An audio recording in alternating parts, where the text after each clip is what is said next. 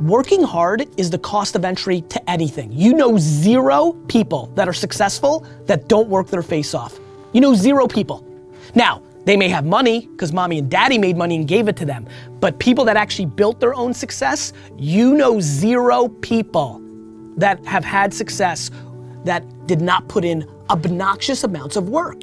I believe anything is possible, right? I live in the world of possibility. And I also believe that we can accomplish anything with our 2 hands and just putting in the work with our 2 hands. And also, you hear this often, but it's really, really true. You gotta find something, if you love what you do and be passionate about what you do and find something that you can be passionate, like it really helps. You know, it gives you that motivation when you wake up in the morning. My work ethic and my desire to create comes from, honestly, passion.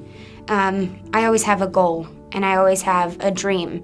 So whether it's, creating a song that's going to be a single, or it's going to be an album that I'm most proud of, or a really high note on my album that I really want to be able to sing, or a Grammy one day, or a nomination one day, like, I don't care, it'd be awesome. I always have passion behind it. So whatever it takes, I'm gonna work hard and just continue to follow my dreams because I have the passion behind it. So how do I find my passion? My simple model, which is the Dharma model, Dharma means eternal duty in the Vedic tradition. It's very similar to what Ikigai is being spoken about today, which is the Japanese version of reason for being. Why do we live? Where is meaning coming from? And it talks about an intersect of 4 areas. What am I good at? What do I love?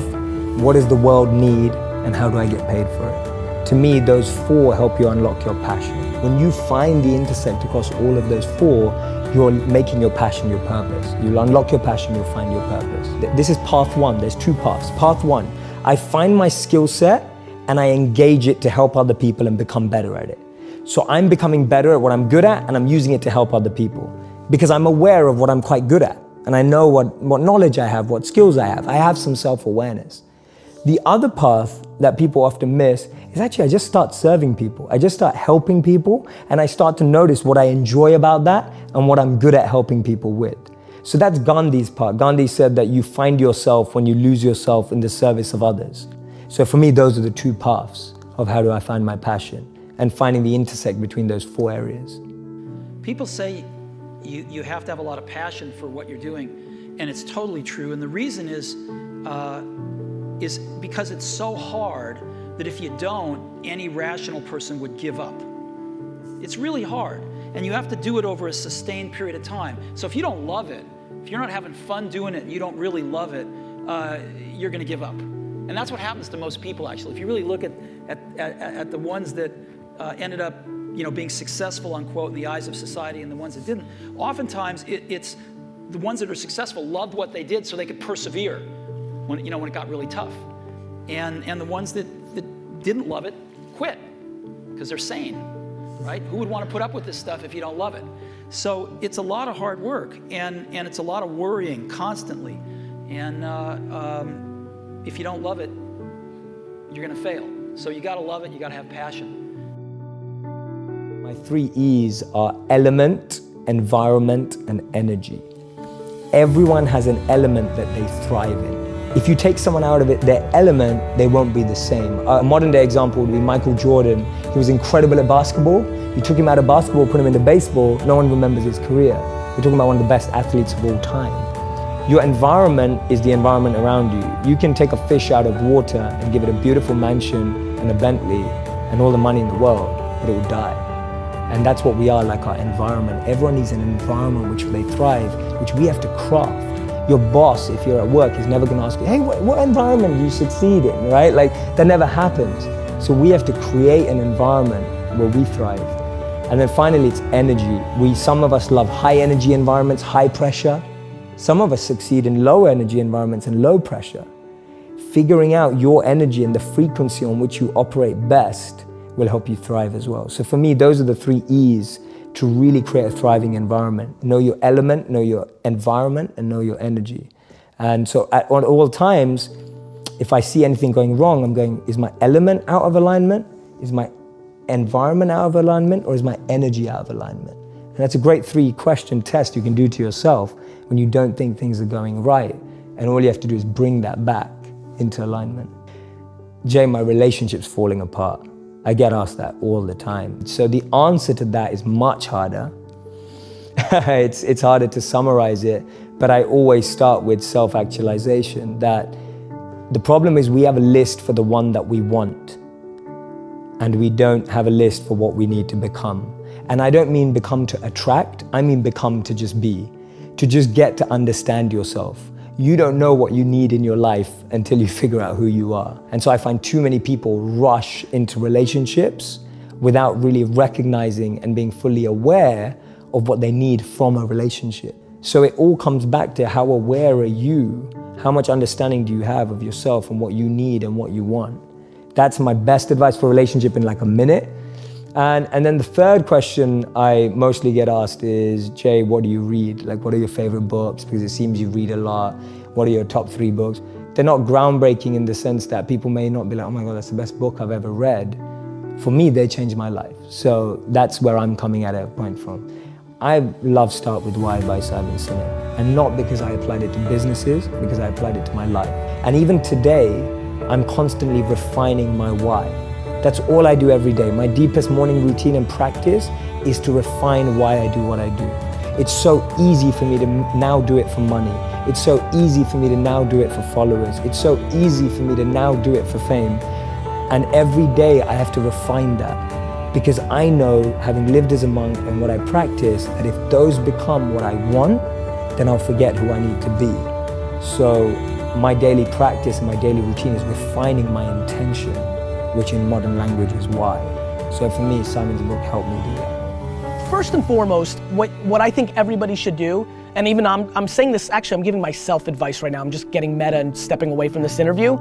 You need to do things that make you a little uncomfortable. Way too many people have made decisions without ever trying, right? So the punchline is this, look, here's what I'll say on this little genre as we're jamming on it. You have one life. Like, one of the great things that happened to me growing up was there was a lot of grandparents that visited. I had a lot of kids in my neighborhood. And for some unknown reason, I don't know if I'm an old soul or what it is, I used to, on the playground, go and sit with old people and just talk to them. And let me tell you one thing about old people, 80, 90. The one thing that has stuck with me as a child and sits with me today is they regret. Regret scares the crap out of me, Elvis. Do you have any regret right now? No, but I also am 40, so I feel like I can get a lot of things done. I feel like a lot of things are still in front of me, but when you get to 80 and 90 and you can't do everything, and you know that you don't have as much time, the one thing I see in so many of their eyes is, I wish I. There's only one you, okay? Because there's no one like you. And I don't mean the superfluous, superficial parts.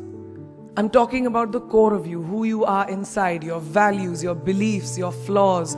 And once you understand who really that person is, you would have taken the first step in finding your unique self. And that is the best version of you. Who am I really? Most often, we don't allow ourselves the ability to dream beyond our imagination. We don't allow ourselves to think about the future because we are afraid of change. We are afraid to move away from what is familiar.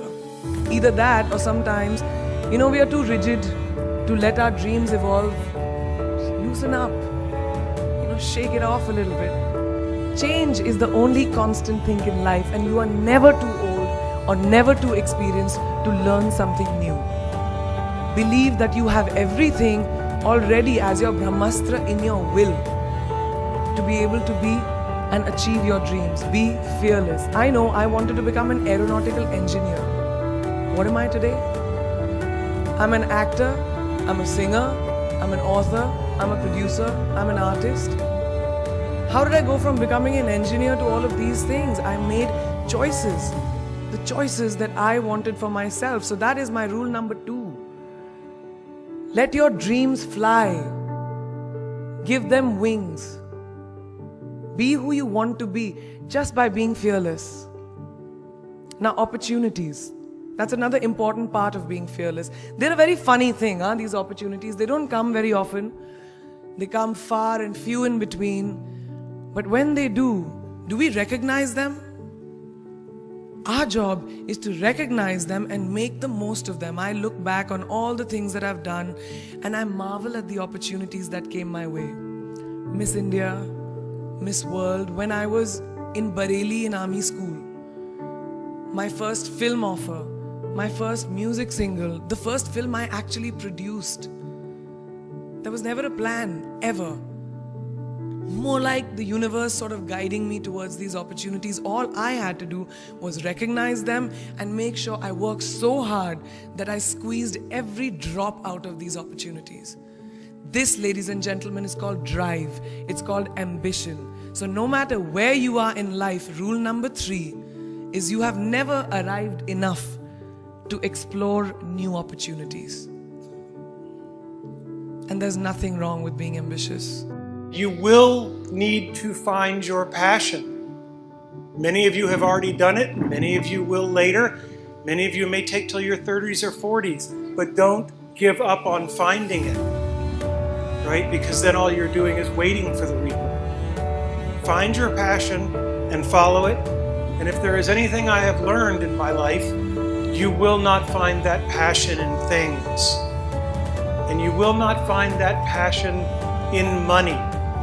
Because the more things and the more money you have, the more you will just look around and use that as the metric, and there will always be someone with more. So your passion must come from the things that fuel you from the inside. And honors and awards are nice things, but only to the extent that they regard the real respect from your peers. And to be thought well of by other people that you think even more highly of is a tremendous honor that I've been granted. Find your passion, and in my experience, no matter what you do at work or what you do in official settings, that passion will be grounded in people, and it will be grounded in the relationships you have with people and what they think of you when your time comes. And if you can gain the respect of those around you and the passion and true love, and I've said this before, but I waited till 39 to get married because I had to wait that long to find someone where her happiness was more important than mine. And if nothing else, I hope that all of you can find that kind of passion and that kind of love in your life.